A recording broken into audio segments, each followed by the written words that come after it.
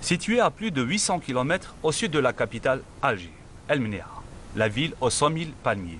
Cette imprenable forteresse a toujours été un lieu propice à la détente et au dépaysement. Aujourd'hui, El Mnea ne veut être en reste des grandes villes sahariennes, attirant un nombre important de touristes. Dans ce numéro de Destination Algérie, notre reporter Souad El-Khroukh nous emmène à la découverte des différents attraits de cette région qui aspire, qui peut être une destination à part entière et non juste une ville relais. Bienvenue à El Mnea. Nul ne peut rester insensible à la beauté du Sahara, où Dame Nature fascine par sa puissance et son silence. Ici, à El Mnea, anciennement Al Golea, à 270 km au sud de Gherdaya et à près de 900 km au sud d'Alger, la magie opère à chaque instant. Entre palmeraies, dunes de sable, habitations en toube, ruelles étroites et histoire. Bref, tous les éléments sont réunis pour accueillir ceux qui sont en quête d'authenticité et de découverte.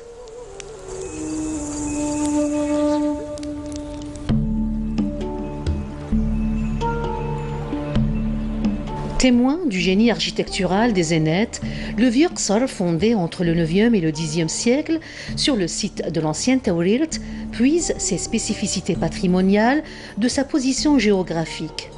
Il se dresse au sommet d'un rocher dominant toute l'oasis, de même que les accès menant aux régions limitrophes.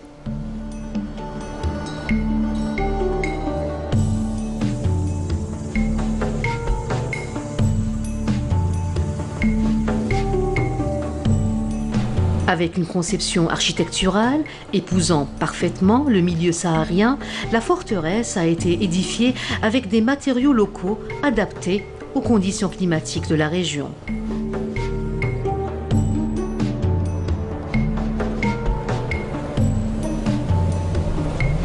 L'Oqsar est entouré d'une muraille bâtie en grosse pierre.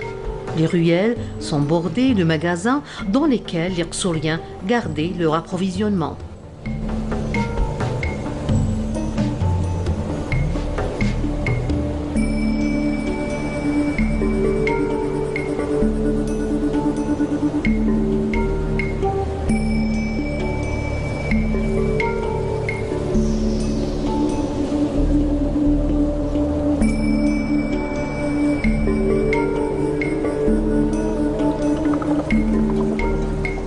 Comme vous voyez, dans ce vieux Qsar, les sites qui restent encore, c'est cette mosquée-là et le puits qui a une profondeur de entre 80 et 100 mètres.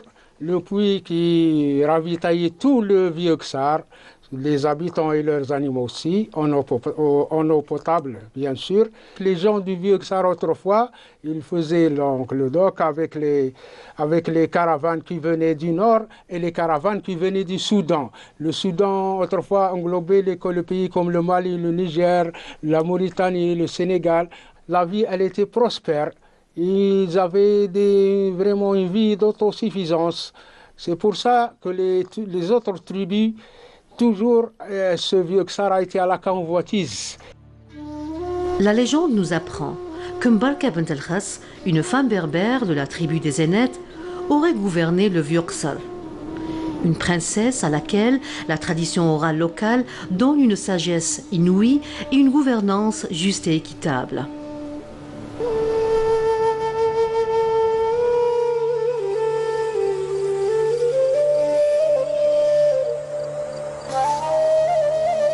Il y avait un roi berbère qui a voulu se marier avec Bint el-Khas, mais elle a refusé.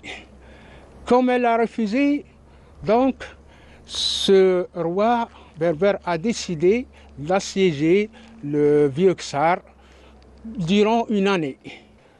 Comment elle a su lever ce blocus-là? Par une petite astuce. le ravitaillement qu'ils avaient, bon, du blé ou bien de l'orge. Bon, ils ont donné pour les chèvres. Donc les chèvres étaient bien garnies, bon, elles avaient les ventres trop pleins.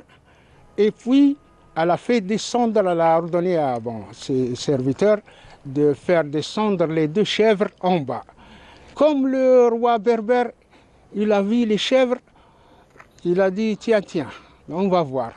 Comme il a vu, enfin, les déchets, les déchets qu'elle dégageait ces chèvres étaient pleins de graines. Oh, il a dit, mais tiens, une année, et ils ont encore de quoi donner le blé et l'orge à leurs chèvres. Donc ces gens-là, ils ont de quoi tenir pour 10 ans ou 20 ans. La meilleure chose des solutions, il faut qu'on s'envoie et on lève le blocus. Restaurer et conforter cette forteresse médiévale qui demeure le témoin de l'histoire et de l'identité de la région est aujourd'hui une urgence. Le site, classé patrimoine national en 1995, se dégrade à cause des aléas climatiques.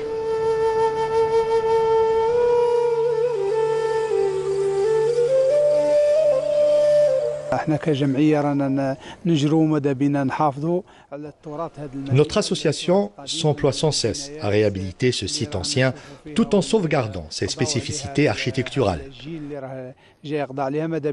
Nous œuvrons également à la réhabilitation de la prestigieuse mosquée,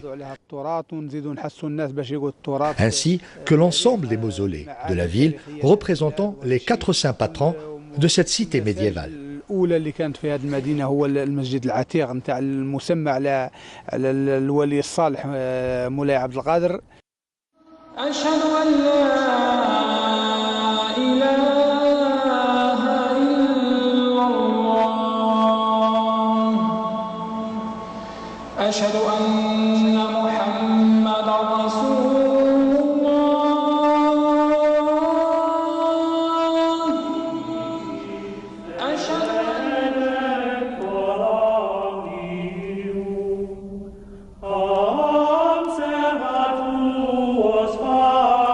Au nord de la ville se dresse l'église Saint-Joseph, un lieu de culte considéré comme un exemple parfait de la cohabitation entre les religions.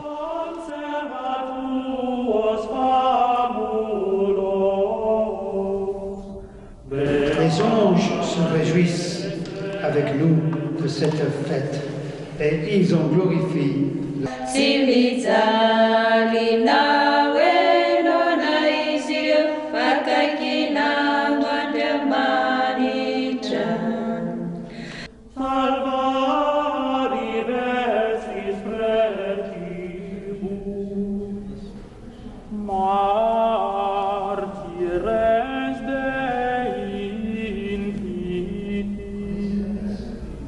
Aujourd'hui, l'église ouvre aussi pour les touristes qui viennent parce que c'est une partie du patrimoine de cette ville d'Almania où il y a toujours eu des très bonnes relations entre les musulmans et les chrétiens, en partie grâce aux œuvres des pères et des sœurs au fil des années qui ont aidé et accueilli dans la maison et qui ont été accueillis par la population.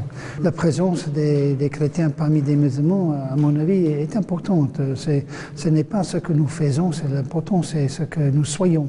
Soyons ensemble, on se rencontre, surtout les sœurs, les pères, les frères qui vivent à long terme dans le milieu de la population. Donc ça nous permet de se connaître mieux. Nous, évidemment, nous adoptons quelque chose de la culture du pays. On connaît assez bien les religions, les différences les uns les autres. Et c'est toujours dans le respect et l'amour du prochain qui est l'essentiel de se vivre ensemble. L'église, située près du tombeau du père Charles de Foucauld, est un repère incontournable pour les touristes qui visitent la région. Ok, alors moi c'est Abdelrahman, je suis algérien, je vis en France depuis une dizaine d'années où j'ai rencontré Guillaume et Théo à Lille, à l'école, dans une école de commerce. Et ça me tenait à cœur de les ramener avec moi en Algérie pour leur faire découvrir le pays. Et puis j'en profite aussi pour moi aussi redécouvrir notre beau pays. En gros, l'Algérie, c'était un pays qui m'intéressait énormément. Et puis les gens sont hyper accueillants, il y a beaucoup de paysages différents, il y a plein de choses à voir, donc je conseille fortement. Et puis c'est le pays le plus grand d'Afrique. Il y a une vraie authenticité, on a traversé des villages qui sont depuis plus de 800 ans quasiment les mêmes, construits à l'identique, avec les mêmes traditions. Et ça c'est quelque chose qu'on trouve pas en France déjà, et je pense dans peu d'endroits dans le monde. Ensuite la diversité des paysages, là on est en train de traverser un désert, c'est quelque chose qui est complètement fou pour nous, puisqu'il n'y a quasiment aucune terre qui est non cultivée ou non habitée en France par exemple. Et ici on a traversé 400 km où il n'y a quasiment rien, juste la nature. Et on voit en plus que cette terre qui paraît complètement hostile à l'homme arrive à être cultivée. Donc il y a une vraie évolution même dans le désert. Et je pense que ce qu'on voit aujourd'hui, il faut qu'on le garde bien en mémoire parce que ça va peut-être beaucoup changer dans les années à venir.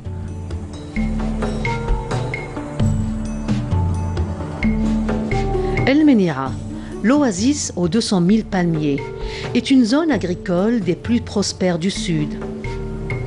On y pratique encore une vraie agriculture saharienne.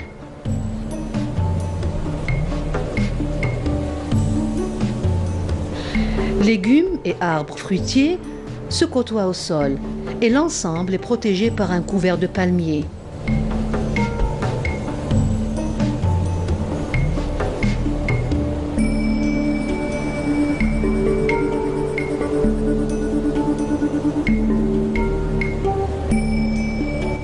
Ces jardins sont facilement irrigués grâce à une eau minérale jaillissante.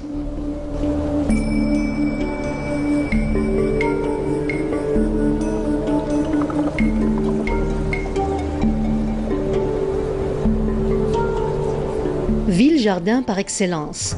Elle est également réputée pour ses roses qui fleurissent à longueur d'année, dans un désert pourtant aride et sablonneux. D'ailleurs, ce n'est pas un hasard que la ville avait abrité le premier congrès mondial de l'orange et de la rose en 1930.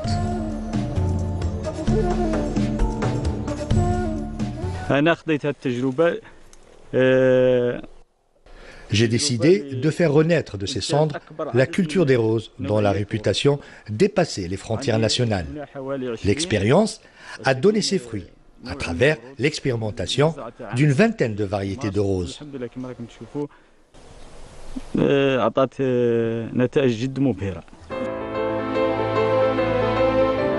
À Hassil Gala, ce magnifique espace récréatif accueille les amoureux de la nature.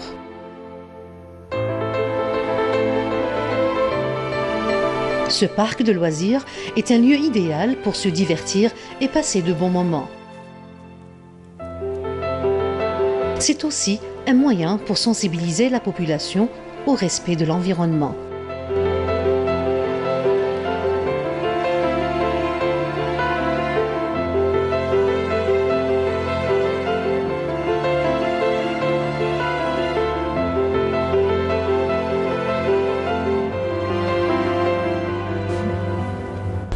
À la sortie sud de la ville, le paysage est extraordinaire.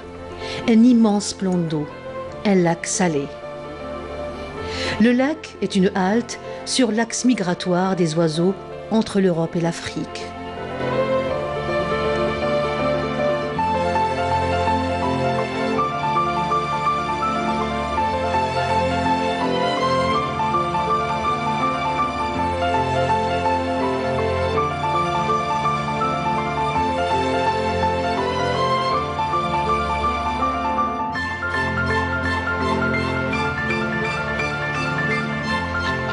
Flamants roses, cigognes et autres espèces font escale dans cette zone humide, au cœur du désert. Ils en connaissent parfaitement l'emplacement, car leur vie en dépend.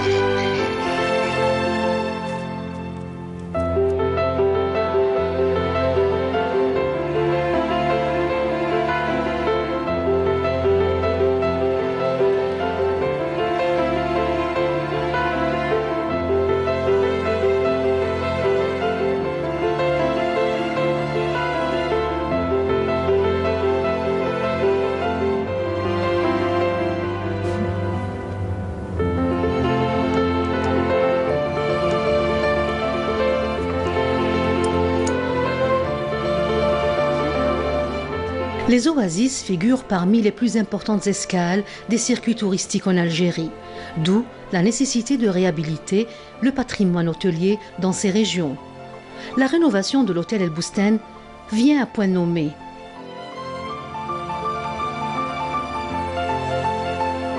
Œuvre du légendaire architecte Fernand Pouillon, c'est le fleuron touristique d'El Mnia, de par sa position au milieu d'une oasis, mais aussi pour son style architectural inspiré de la région.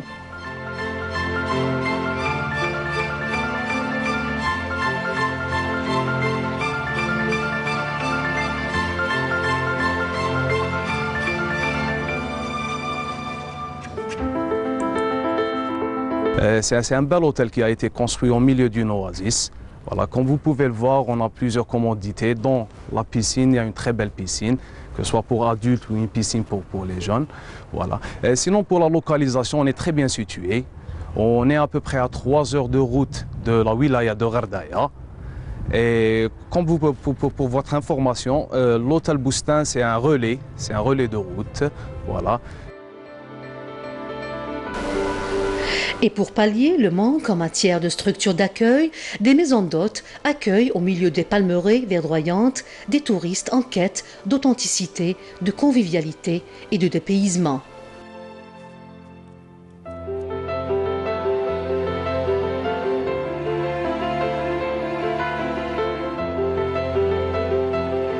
Des espaces agrémentés par un décor traditionnel qui rappelle les coutumes de la région.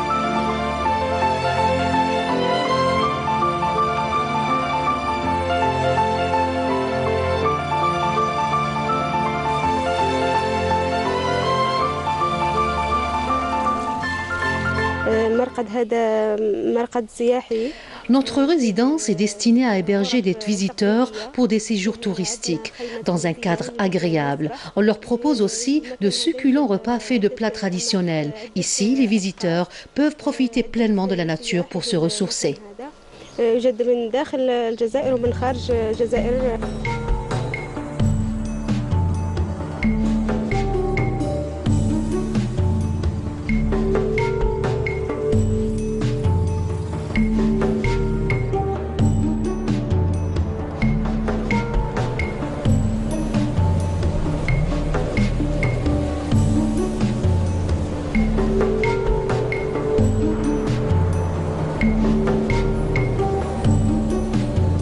Les populations du désert ont conservé à leurs traditions et à leurs coutumes un caractère original et authentique.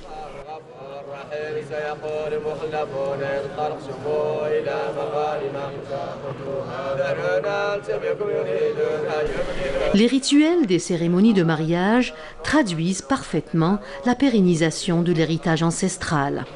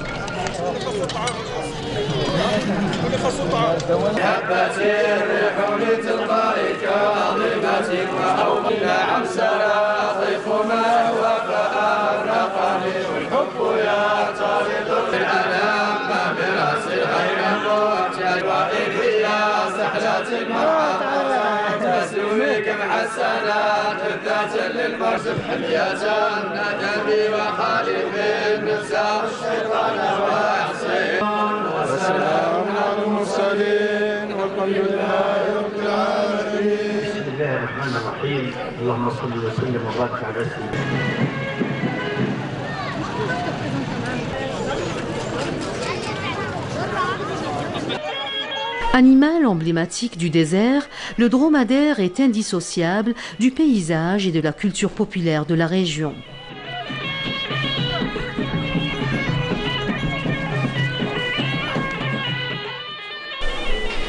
Le baroud rappelle le caractère farouche des guerriers.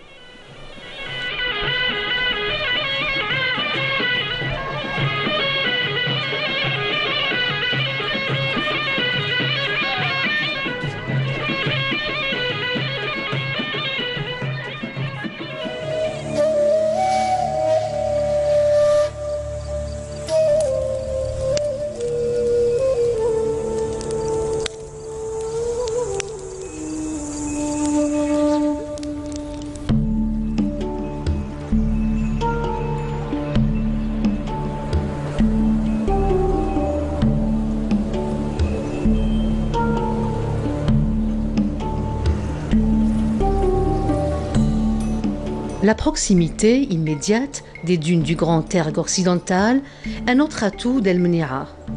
La lumière, les formes et les dunes offrent un mélange de courbes impressionnants.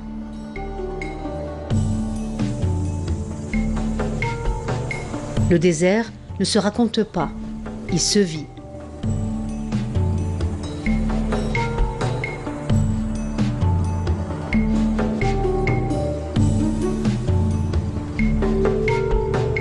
Pour terminer une journée en beauté, quoi de mieux que le spectacle féerique d'un coucher de soleil?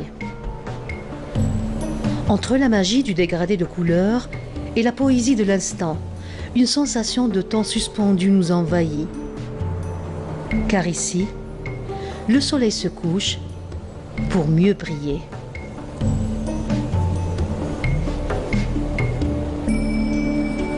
El Mnia, à l'ombre de son Vuxar, est un lieu enchanteur.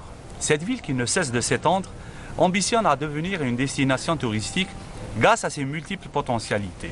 Oasis, Qsor, dunes, autant d'attraits qui peuvent faire le bonheur de nombreux touristes passionnés du désert. Longtemps considérée comme ville relais de par sa position entre deux grandes villes touristiques, Gherdaya et Timimoun. Aujourd'hui, l'imprenable forteresse qu'était El Mnia est prête à baisser sa garde pour accueillir les amoureux du Sahara et des destinations enchanteresses. Rendez-vous pour un prochain numéro de Destination Alger.